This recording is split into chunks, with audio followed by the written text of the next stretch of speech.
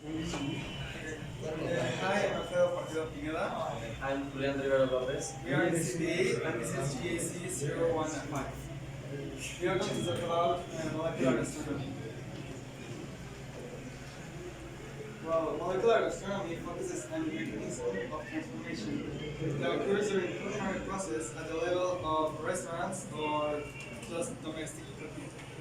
These images are just basic images that you will look up in Google. The term molecular astronomy was implemented by French scientific herbalist. This is Hercule. And the basic Hungarian Nicolas Kurdi, which application hasn't been threatened, and for a lot of people it is still growing. Okay, molecular astronomy seeks to generate new knowledge on the basis that chemistry and physics behind this great process. These techniques are called molecular cooking, whereas the new culinary style based on such techniques is called molecular cuisine. Now, the terms are a little bit confusing, and there are a lot of them, so we will take time for them. Okay, the term is molecular astronomy. The term molecular astronomy should only be used to designate the scientific discipline that investigates the mechanism of phenomena that occurs during culinary transformation. Whereas the molecular cooking, and its variations should be used to describe the culinary trend in which chefs use new techniques, new methods, new flavors, and such to develop through research in molecular gastronomy. Now, the final one is molecular cuisine. Molecular cuisine is used for designating a culinary style using the new techniques. So, now molecular gastronomy in the 80s and 90s. In the 80s and 90s, a movement arose in Spain, led by Juan Martí, Absar, and Traoré, using high-quality products and technology to achieve a culinary revolution. Well, this is Juan Marie and Absar Traoré. They started a movement called Reconstruction. Now, Reconstruction was based on the idea that in the 20th century, this cuisine was based on chemistry. And for the 21st century, it will be physics. They were made of textures using the hydrogels was born, and they started to design new and better edible forms of food. Now, molecular cuisine, which in itself is not exactly a type of cuisine, such as Thai or Asian or Mexican even, but it is instead a scientific discipline that has expanded over already several years of great horizons of the vast universe of gastronomy adventure. Now, nowadays, molecular cooking by itself is not a great thing. Speaking of cooking, not enough to talk about. It is important to accompany the creativity of an indispensable concept to keep at the forefront of cooking, which is the art of eating. So it is really important to keep moving forward with the techniques and all of that. So I'm going to talk about the most popular methods used in molecular cuisine. First, there's spherification. It is a culinary process that turns liquids into spear-like forms. It visually resembles caviar or salmon roe. You can see some little spheres here. Spherification uses sodium alginate and calcium chloride to make little balls with a very thin hydrophobic membrane around them. What happens with the liquid when you drop it into the calcium chloride bath is that it reacts in a way which makes the sodium alginate, which is an algae, form a productive hydrophobic membrane that retains the liquid for long time. There are two ways to go about this. Normal espherification, which is dropping things into a calcium bath, and reverse espherification, which is dropping things into the sodium alginate bath when they have calcium in them, such as like milk or milky sake or other things that already have calcium in them. Some known dishes are fake olives, fake caviar, mint spheres, or just any sauce you can make into a sphere. Then it's thermal immersion. This is a slow cooking process where food is vacuum sealed and placed in a tub of warm liquid kept at a constant temperature. The constant temperature is ensured with a thermal immersion circulator known as a sous vide. You can see it here. The temperature in which things are cooked is much lower than usual, so it is a very, very long cooking process. The purpose of this is to cook the item evenly, ensuring that the seasoning penetrates all the way into the center and that the item retains moisture. This also prevents overcooking. The great benefit about thermal immersion is that items do not come into contact with any oxygen after they are sealed, so they won't rot or decay for weeks if you store them in cool areas. This technique is widely used in restaurants to keep things like fish or meat pre-prepared and ready to be served to customers. Then we have gellification. This turns liquid substances into any kind of soft solids with the help of a gelling agent.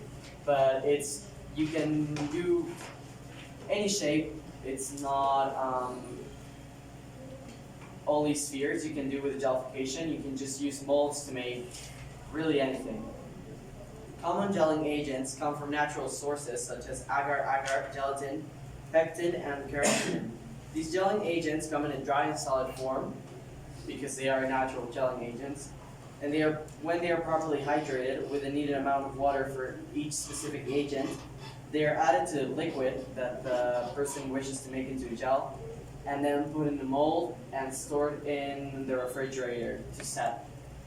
This takes a while, like 2 or 3 hours for gels to set. This is widely used in pastry to make spheres, chocolate spheres, gels with various flavors like chocolate gel, or to make dishes, salty dishes, I guess, with any shape. This is the saffron tagliatelle, which is very gel-like, but it looks like normal pasta and it's see-through. And that's mango spaghetti. Aromatization. This is a technique applied by several molecular gastronomy chefs to bring sensory experiences to diners and aromatize food. As you can see here, they mostly trap just some vapor that's come from burning wood or burning certain spices, and they encapsulate it with glass, so when the customer opens the plate, it's a whole new sensation, and the food has a little bit of the aroma that the vapor left. The best molecular gastronomy chefs are known for experimenting with different ways to bring sensory experiences to diners using sound, textures, and aromas. Using the volcano vaporizer, which is a machine that was first used to make chemical experiments, chefs have captured the aroma of various ingredients such as lavender, citrus peel, firewood ashes, nutmeg, leather, and grass to evoke a desired effect, be it a memory or a season or a feeling. This process, as you can see here, is also used to fill bubbles with a certain aroma as well. That way, when you eat them, you feel that certain aroma, such as like smoking an e-cigarette. Now I'm going to talk about famous restaurants that have used these techniques or have made a mark in the molecular cuisine world. Alinea by Grant Achatz opened on May 4, 2005, and takes its name from the symbol Alinea, which is featured as a logo. In October 2008, chef and owner Grant Achatz and co-author Nikki Kokonas published an Alinea, which is the book for the recipes they use. It's based in Chicago, and it has now closed, but when it was opened, There was no room for reservations for like 2 years. On January 1st, 2016, Alinea closed temporarily for renovations. The restaurant planned to operate pop-up restaurants worldwide before reopening on May 20, 2016. Now, this restaurant is very important because it was the first restaurant in Chicago to win 4 Michelin stars, and that's why Chicago now has a Michelin guide. Now I'm going to talk about Alex by Alessandro Strata. Alex was a French restaurant located in Las Vegas, Nevada that held 2 Michelin stars after its first year. It is the namesake restaurant of celebrity chef Alessandro Strata, Iron Chef USA and winner of the James Beard Foundation Award.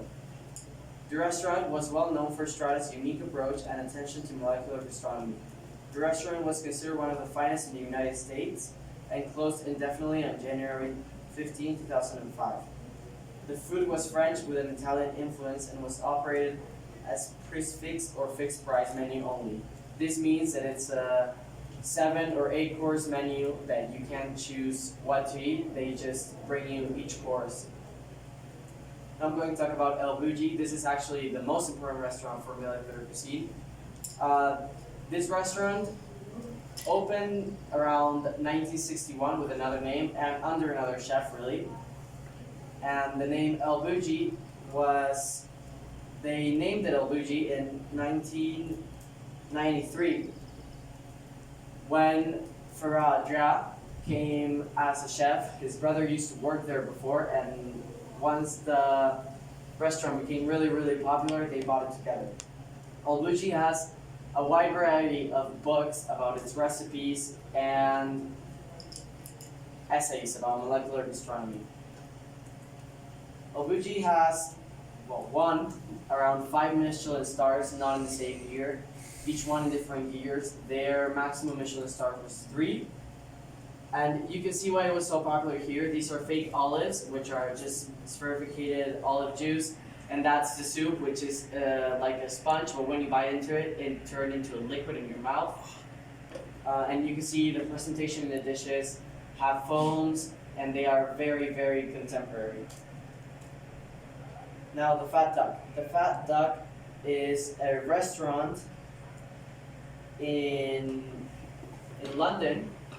And it was very important for London because it was the first molecular gastronomy restaurant. The Fat Duck was under a variety of chefs throughout its years, and it is still open.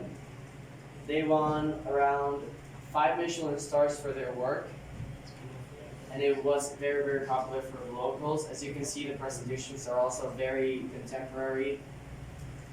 In this dessert, this is meant to look like a tablecloth, but it's really edible paper.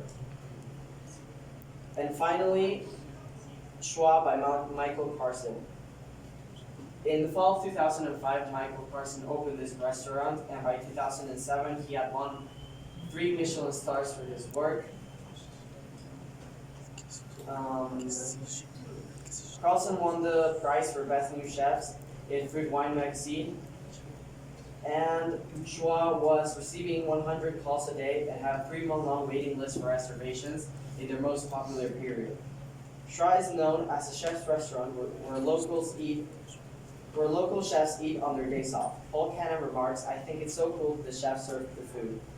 They don't have any waiters. They have like 20 chefs, I think, and they all come out and give you the dishes themselves. Everyone loves Schwa. Graham's agent lists Schwa as one of his 3 favorite places to eat in Chicago. Now, Schwa competed with Alinea for a while, and it wasn't as successful because Alinea was very popular."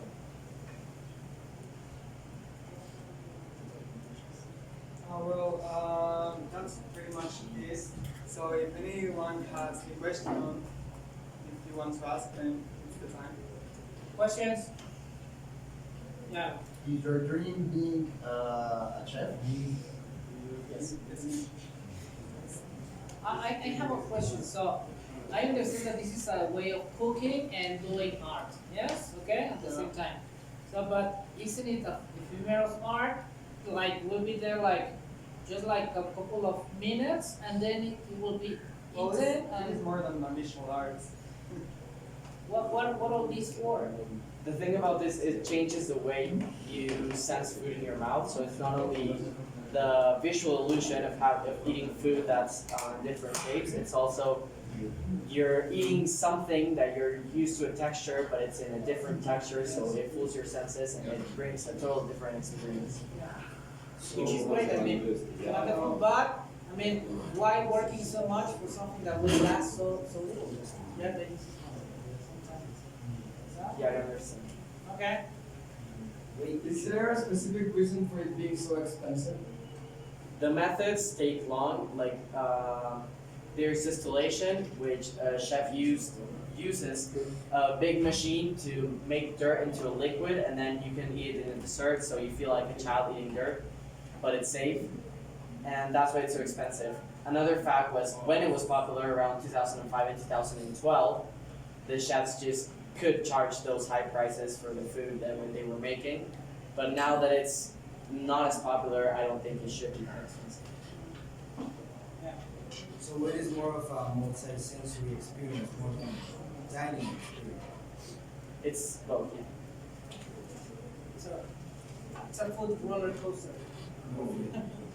Yeah, very fun. Like the soda. Okay.